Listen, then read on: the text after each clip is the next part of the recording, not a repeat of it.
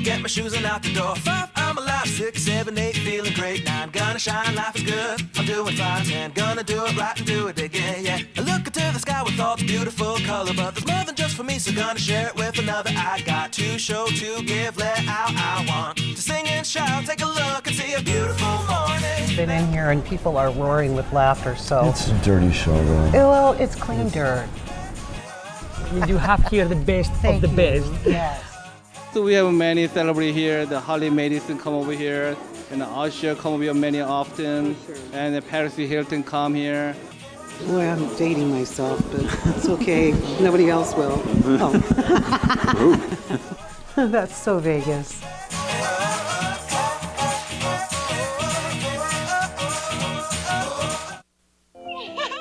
How do you see the world?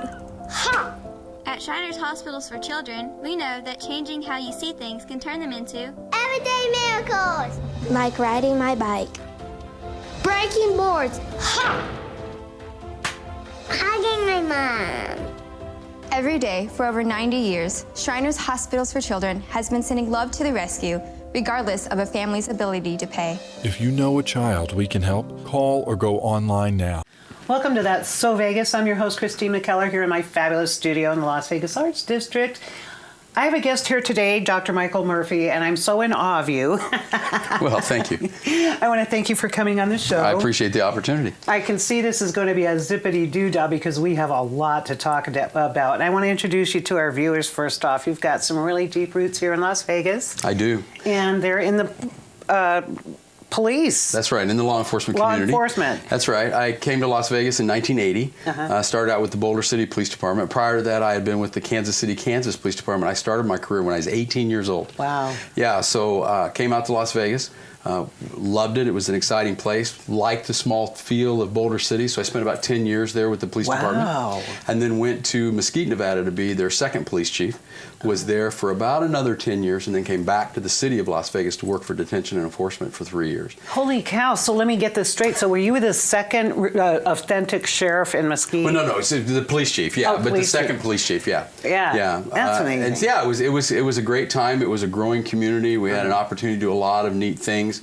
And again, was one of those opportunities that come along and it helps shape you as an individual and prepare you for the future. That's wonderful. But a real thing, because we were talking earlier when we met that I love that investigation discovery and all of those crime things. And when you came back here to Las Vegas, after the 3 years, I guess you became the coroner. I did become the county coroner. I was given an opportunity. That's an appointed position, not an elected position, which is a little different than some places. And so I spent 13 years working as the coroner for Clark County. Oh, gosh, I bet you have some stories right there. There is some unique situations that you're involved in. What I always tell everyone is it was the greatest honor of my entire career because it gave me the opportunity to be with people when they are in their very worst moments, and yet I honestly got to see them in some of the best moments. And what I mean by that is, when I was spending time with them, I found that the human spirit is extremely resilient, and that given the opportunity, those people were always very, very kind to me and very, very understanding of the messages that I had to deliver.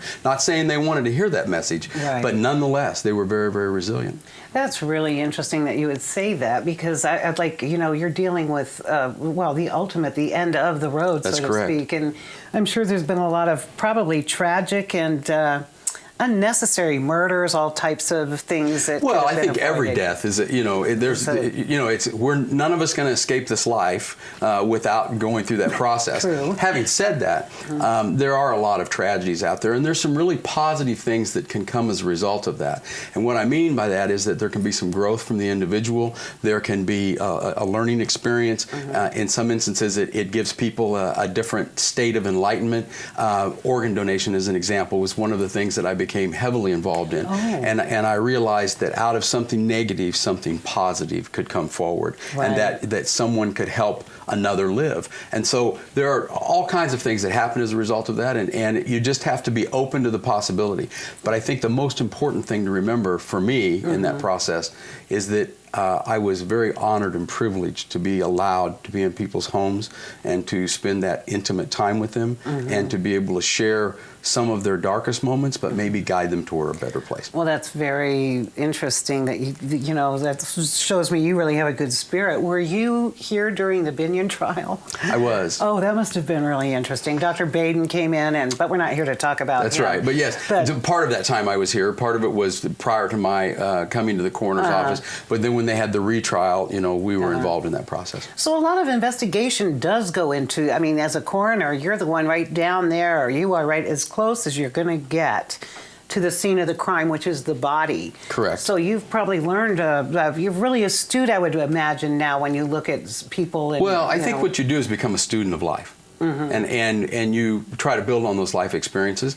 Different than law enforcement, the coroner medical examiner's office is responsible for one thing, and that is the decedent and their family, to represent that person who has died and to determine cause and manner of death, the identification of the decedent, so then they can go and do the notification of the legal next of kin, protect the property, things of that nature. This is so a little different than law enforcement. Right, but I can see where your path is going, because today, and what you're a guest here on the show, is we're going to talk about Empower USA. That's right. And also you have developed a new outlook, like a lot of us are familiar with post-traumatic stress, PTS, and a lot of our military, and actually you even know it's so far deeper than just the military. We tend to think of soldiers coming home and they're suffering PTS from an experience in the war, but there are so many other levels of that and so many other careers and environs that encompass that. So tell us a little bit about what all does this Sure. encompass? First of all, statistically, they talk about those that have returned from theater, from in the war.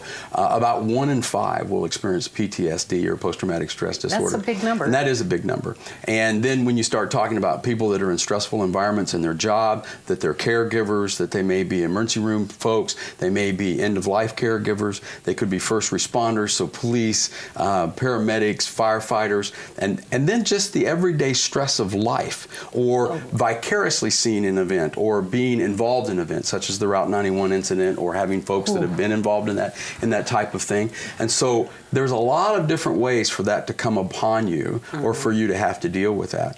But that's the 1 in 5 that we're talking about. One of the questions is the reverse of that. What about the other 4 that look at that and go, I'm not feeling what someone else felt. How do I deal with that? Or is that okay? Is it okay to be okay? And that's where we start talking about post-traumatic growth.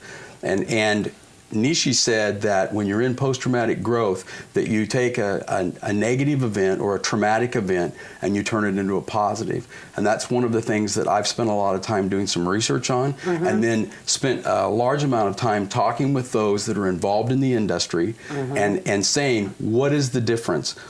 Why did you move forward where others have not had the ability, or maybe have been held or captured by this event?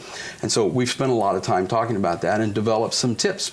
Are the 4 perhaps just, and Nietzsche of all things to bring up, so you must have studied a lot of psychology. A little bit. Carl Jung and Nietzsche and Freud and things of that nature, but I think just in your profession, you were getting the hands-on psychology there.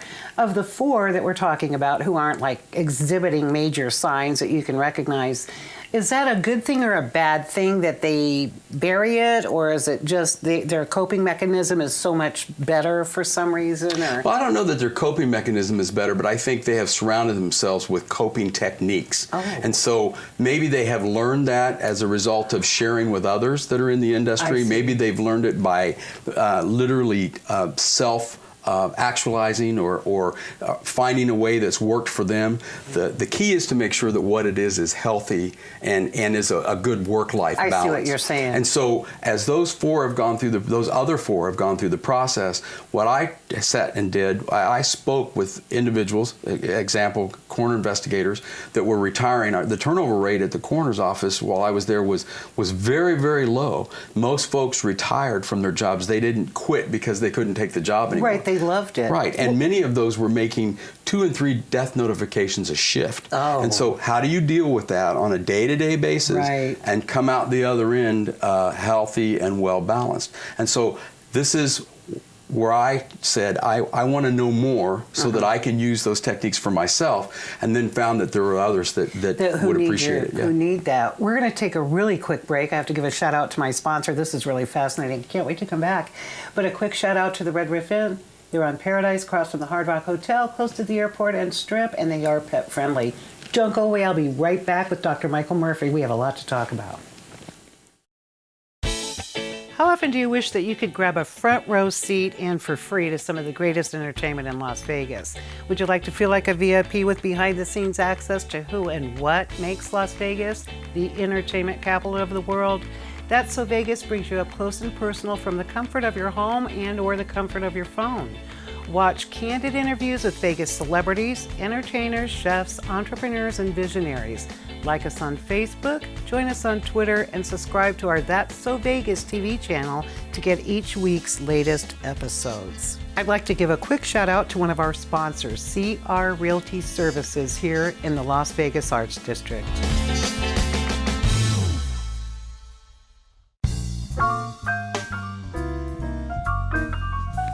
Welcome back to That's So Vegas. I'm your host, Christina Keller. I'm here with Dr. Michael Murphy. We're just such a fascinating subject here.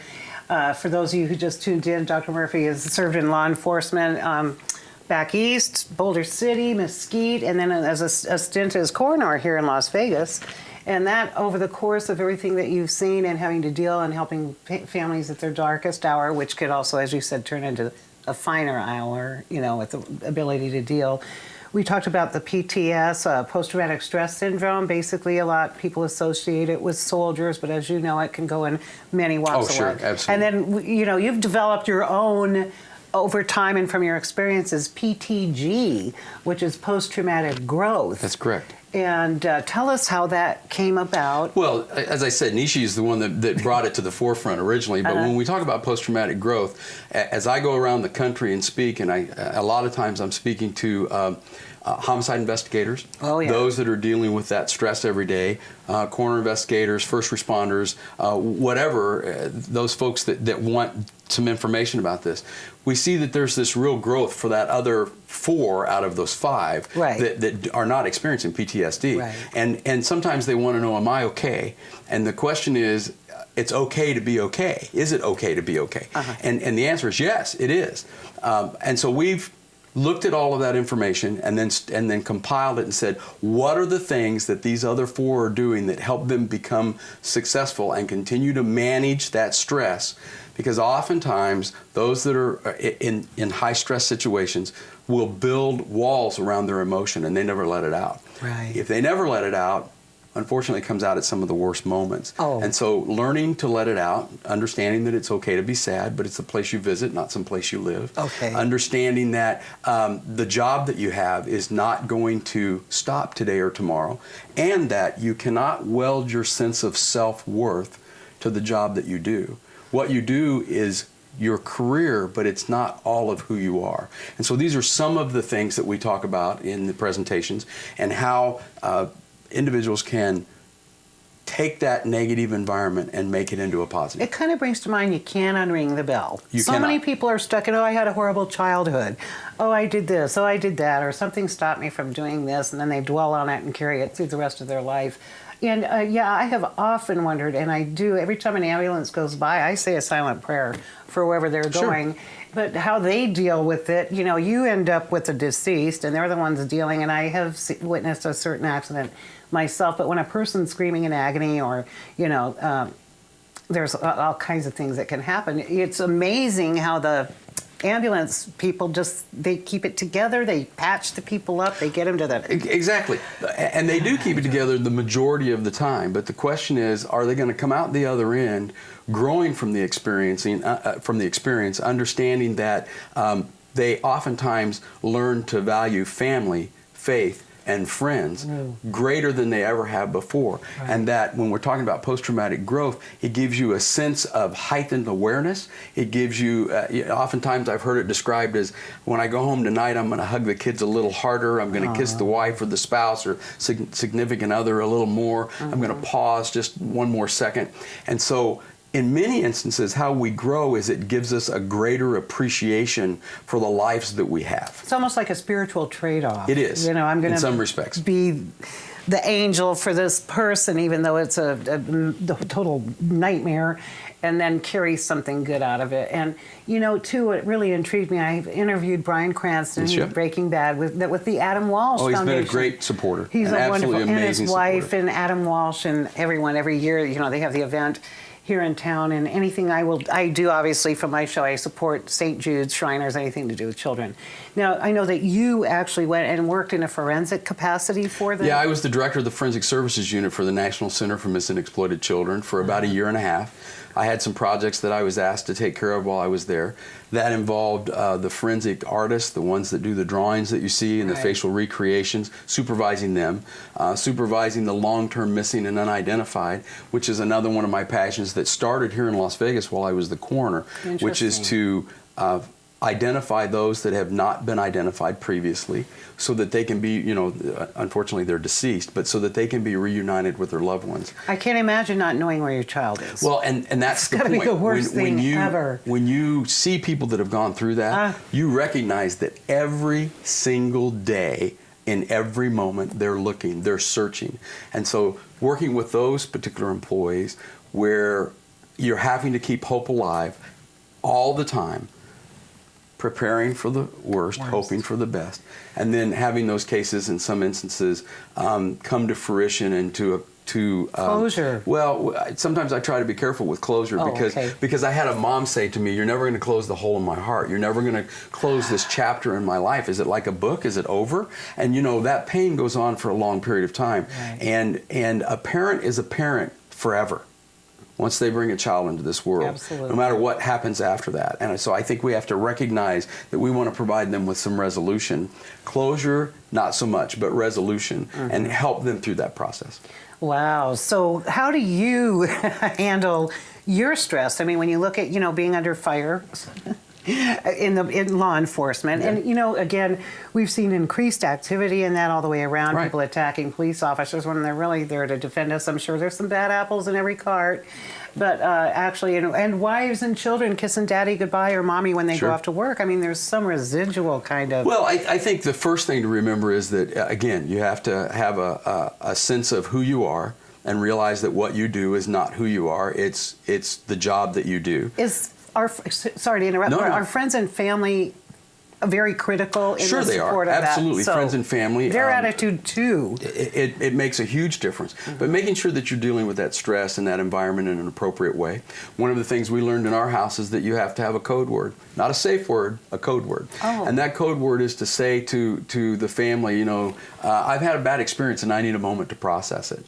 And so my wife oftentimes would say to me when I would come home and it seemed like that something was weighing heavy upon me, rather than trying to force a conversation about it or talk about it at that particular moment, is that it might be, she'd say, you seem a little tilted, is everything okay? And so our word was tilted. And so we learned very, very quickly that, yeah, that was a good word to say, I'm tilted, can you give me just a little bit of time to process what I've seen or what I've been involved in, and then I might want to talk about it. And I wouldn't talk about the specific case, certainly, but I would want to share some feelings and where I'm at. And, you know, that idea of going in and hugging the kids a little harder and letting her know that I care deeply for her. And sometimes, again, the growth is that you go through the stressful environment, but then you come out the other side a stronger person. Do you know what? That's just something everybody should do every day. You know, we lose track of it. Again, like we mentioned, the tragedy here, the massacre in Las Vegas, and how things can change like in a nanosecond. Well, you know, one of the things that happens is we talk about the different stages of grief, and one of them is guilt. And so in our family... I want to talk about that. So in our family... I'm sorry, go ahead. No, so we have to take a break. I told you this was going to go just like lightning. I can't stand it. We'll be right back. I have to give a shout out to the Red Roof Inn, free Wi-Fi, continental breakfast for guests, close to the airport and Strip. They're my sponsor. We love them. Don't go away. We're going to come back and talk about guilt and all kinds of things. So I'll be back with Dr. Michael Murphy. See you in just a minute. It's pretty amazing when you consider that 7 years ago, we didn't have the treatments we have now. We cure 80% of children with cancer. If you think about that, I mean, go back 50 years, we were curing 20 to 30%. This is the miracle story of modern medicine. We understand what makes this cancer tick. And of course, without donors from around the world, this just couldn't happen. There's one thing we're focused on here at St. Jude, and that's beating this thing.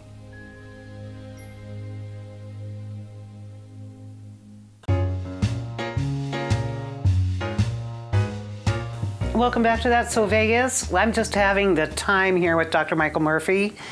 We're covering all aspects of post-traumatic syndrome, and also you've come up with post-traumatic growth. That's correct. Which is a nice positive thing. I hope you enjoyed the previous segments. It was interesting to get into the minds of first responders, firemen, you know, all kinds of people. We talked about your involvement with the missing and exploited children forensically. Correct. And children have to deal with some trauma as well. Oh, sure. Everybody does. And so when you talk about the different stages of grief, we were talking about guilt.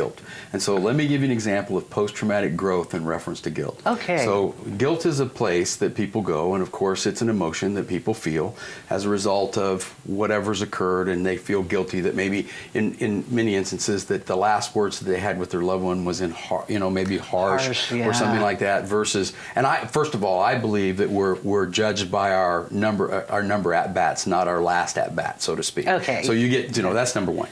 The other one is for us and our family, the growth that we got out of that was that we never leave each other without saying a kind word and saying that, I love you. That's what I with my son. And that was the growth that came out of that. That's an example of PTG. So that sometimes is tough to do because, we're human and we have situations. And so it's a busy day and maybe you're running out the door. And I will tell you that sometimes the kids have said it, or I've said it through clenched teeth. I love you, dear. But the point is, you do it because you don't want to fall victim to that process that maybe you didn't, and then this may be the last time that you see someone. So that's the example of how you take a negative and turn it into a positive. Or even say with soldiers who might feel guilty because they had to murder. So, excuse me, it wouldn't be murder in that particular instance, but self-defense. They had to take a life, Right, and I think even officers, when they've had to defend themselves and stuff, there's some kind of guilt that just could I have done more? Should I have done better? Well, and sometimes people are guilty for surviving. Yeah, I've you heard need to remember that. they feel guilty for surviving right. when that's something that they're going to have to deal with. But again, that sits on the post-traumatic stress side, and we want to make sure that those other 4 out of that 5 are having a positive experience. And so we have found that what we've put together is not only good for first responders, law enforcement, all kinds of folks, but it actually works well in businesses where there's a lot of high stress. The same techniques that are working in reference to post-traumatic growth are things that help people with a good wellness and balance. And you've been overseas in other countries, actually, and giving lectures and consulting on that exactly? On a number of things, law enforcement techniques and investigative tools and some of these very things. And so, yes, I've had an opportunity to be in a lot of different countries. And let me tell you what I found about that. I'd like to We hear. are much more alike than we are different. I remember I was in Russia one time and I saw a young soldier trying to get his child to eat breakfast. And the child was turning away, and I remember snapping a picture, and I thought, you know what? Here we are, halfway around the world, and the communism had just fallen in the last couple of years when I was there. And I recognized that this guy's trying to do the exact same thing that I am. Get my kid to eat breakfast, take care of business, and provide for my family. That's a good one, because you've been to some war-torn, strife-ridden countries. Been to some unique places, and it's been a great opportunity. Yeah. To share this message. Now, you have a website that you're really moving forward with it. We're moving forward with the website. I believe you're going to put it down at the bottom of the screen. You betcha. Okay. Yes. And so we have that. We are continuing to grow our business, Empower USA, and we decided that it was time for us to reach out and stretch a little farther as a part of our business model.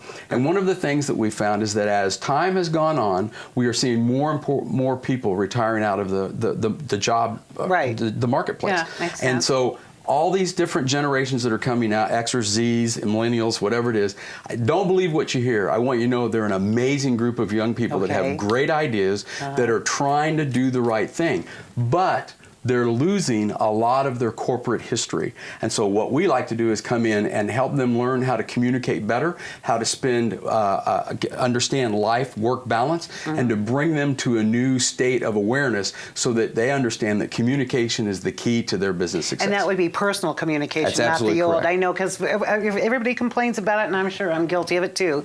We get focused on the texting and the social media. And it's a great way to do business. You can do business from anywhere now. Right. But what I always tell people is if you've sent 2 emails and you haven't been able to solve that problem, you need to pick up the phone and, if possible, have a face-to-face meeting. And if not, start with a phone conversation, have a Skype interview if you can, or a Skype. But the best way is actual face-to-face communication, because we still like to connect with people. And that's not always possible, but there's a lot of ways that you can do it past that text or that email. I am going to take your sage advice on that, because I'm kind of guilty of that. I have this window open, that window open. I get so busy that it just, to me, if I could just shoot a text or an email, well, probably I need to pick up the phone and really chat, because this is how we communicate. You know, the timbre of our voice is like the expression on our faces. 80% of communication is nonverbal, so we need to remember that you can lose a lot in that translation of what the message that you sent. So in communication, it's still send the message, make sure the receiver receives it, that they understand what you said, and you get it back. And that's one of those core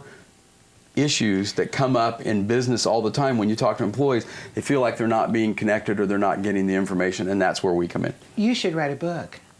I'm working on it. Okay. I was hoping that you'd say that. Thank you, I am. I'm looking forward to reading it. Well, thank you. I can just tell by talking to you. I love your dynamic. I love your positive energy. It's been a pleasure, and I hate to say it, but this segment flew again. Well, I appreciate your time. I absorbed so much. I'm really, again, I'm happy that you were a guest. You're very special, and you have a special mission in the world.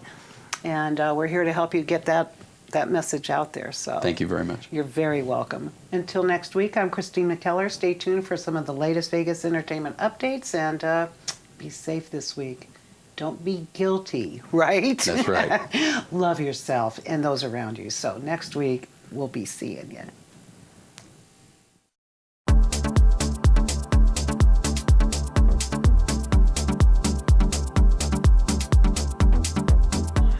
I'm Christine McKellar with this week's Vegas updates. Last night, Terry Fader celebrated his 9th anniversary at the Mirage along with his wife, Angie Fiore Fader. A throng of celebrities and admirers joined the world-famous ventriloquist at a pre-party at Stack Restaurant.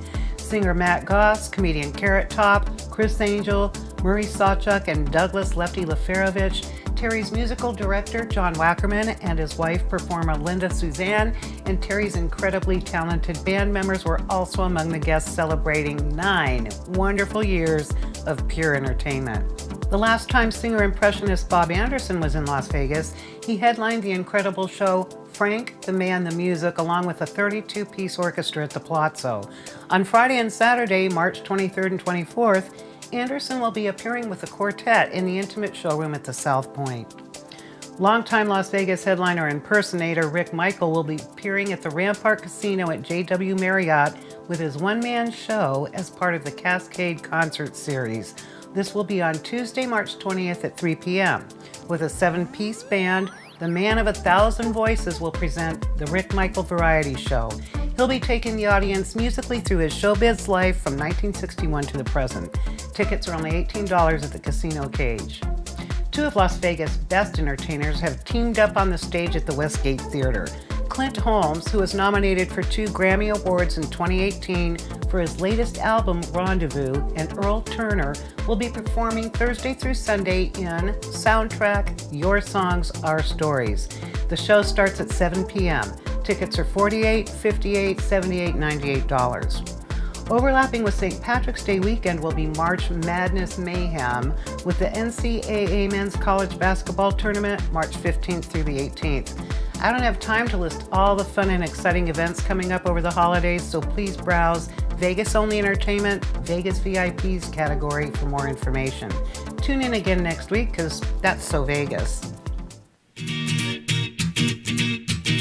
1, 2, 3, 4, get my shoes and out the door. 5, I'm alive. 6, 7, 8, feeling great. 9, gonna shine, life is good. I'm doing fine. 10, gonna do it right and do it again, yeah.